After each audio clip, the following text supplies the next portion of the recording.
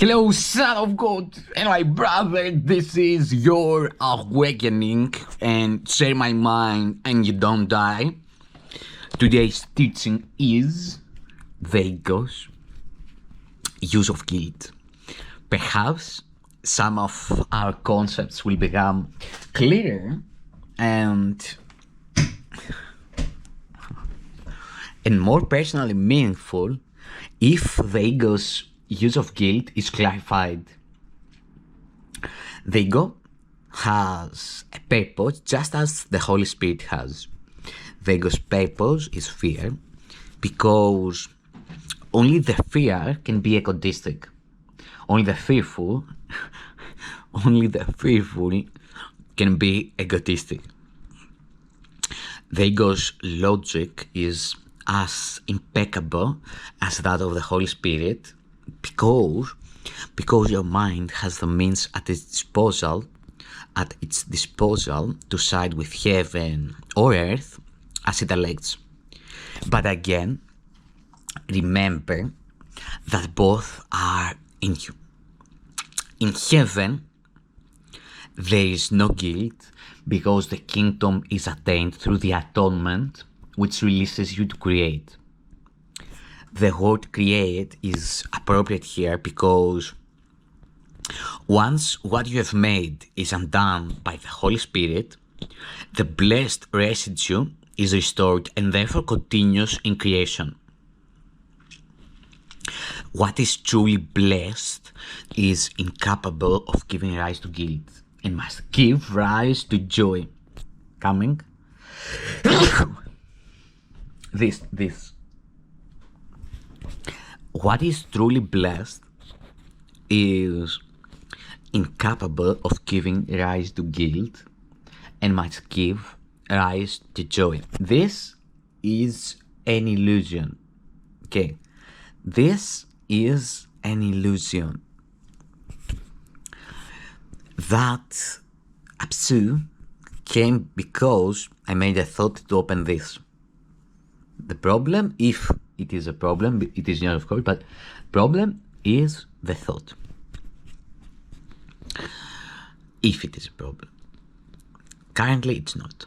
It's an absu.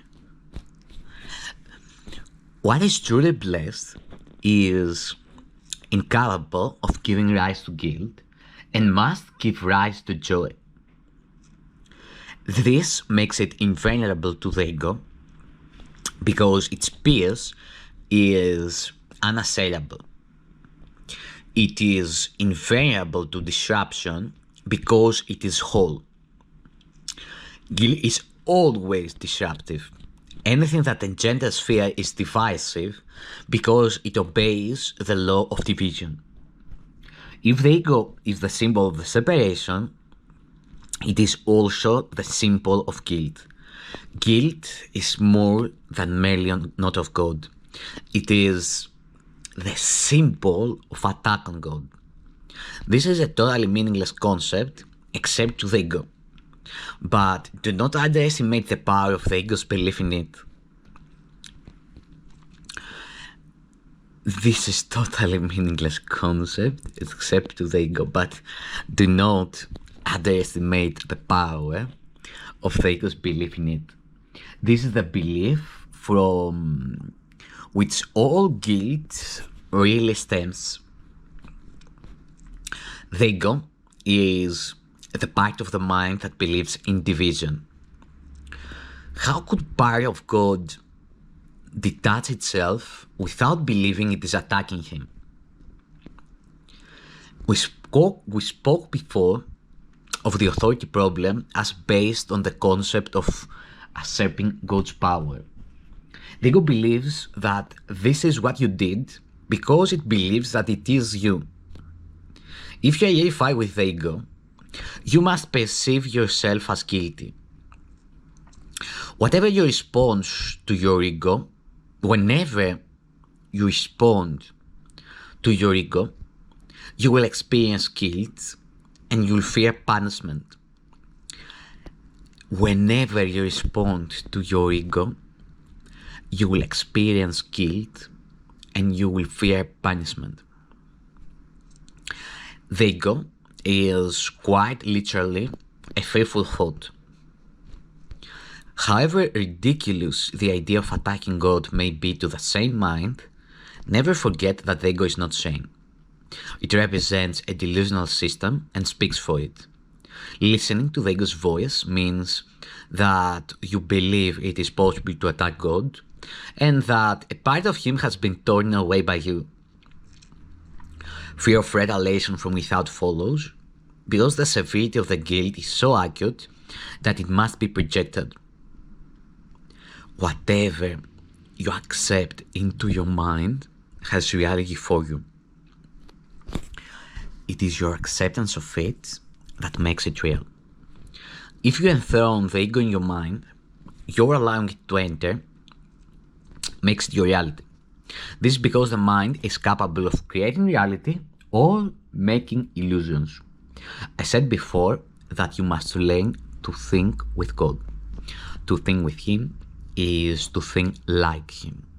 This engenders joy, not guilt, because it is natural. Guilt is a sure sign that your thinking is unnatural. Unnatural thinking will always be attended with guilt because it is the belief in sin. The ego does not perceive sin as lack of love, but as a positive act of assault. This is necessary to the ego's survival because as soon as you regard sin as a lack, you will automatically attempt to remedy the situation. And you will succeed. The ego regards this as doom, but you must learn to regard it as freedom. The guiltless mind cannot suffer. Being sane, the mind heals the body because it has been healed. The sane mind cannot conceive of illness because it cannot conceive of attacking anyone or anything.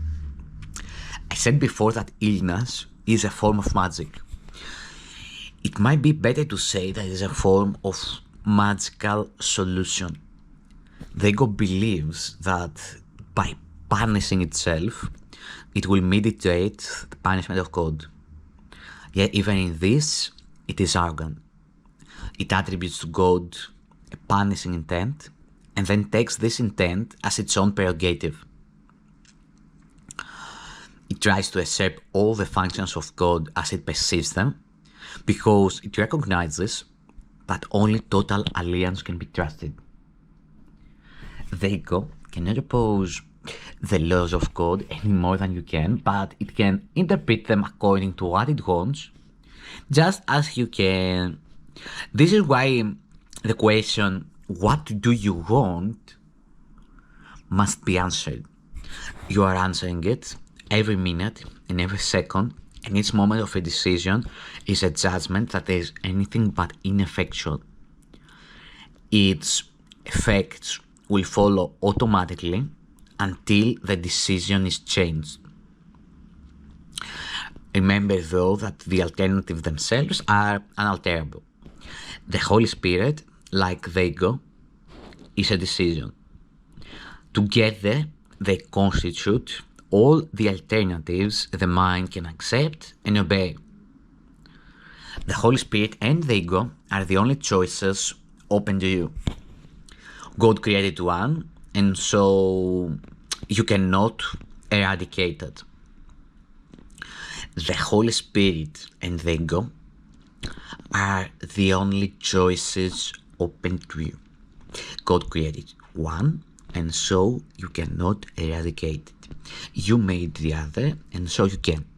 Only what God creates is irreversible and unchangeable. What you make can always be changed because when you do not think like God, you're not really thinking at all. Delusional ideas are not real thoughts, although you can believe in them. But you are wrong. The function of thought comes from God and is in God. As part of His thought, you cannot think apart from Him. Irrational thought is disordered thought. God Himself orders your thought because your thought was created by him. Guilt feelings are always a sign that you do not know this. They also show that you believe you can think apart from God and you won't. Every disordered thought is untainted by guilt at its inception and maintained by guilt in its continuance. Guilt is inescapable by those who believe they order their own thoughts and must therefore obey their dictates. This makes them feel responsible for their errors without recognizing that by accepting this responsibility, they are reacting irresponsibly. If the sole responsibility of the miracle worker is to accept the atonement for himself, and I assure you that it is, then the responsibility for what is atoned for cannot be yours. The dilemma cannot be resolved except by accepting the solution of undoing. You would be responsible for the effects of all your wrong thinking if it could not be undone. The purpose of the atonement is to save the past in purified form only. If you accept the remedy for disordered thought, a remedy whose efficacy is beyond doubt, how can its symptoms remain? The continuing decision to remain separated is the only possible reason for continuing guilt feelings. We have said this before, but did not emphasize the destructive results of the decision. Any decision of the mind will affect both behavior and experience. What you want, you expect. This is not delusional. Your mind does make your future, and it will turn it back to full creation at any minute if it accepts the atonement first. It will also return to full creation the instant it has done so. Having given up its disordered thought, the proper ordering of thought becomes quite apparent. Peace.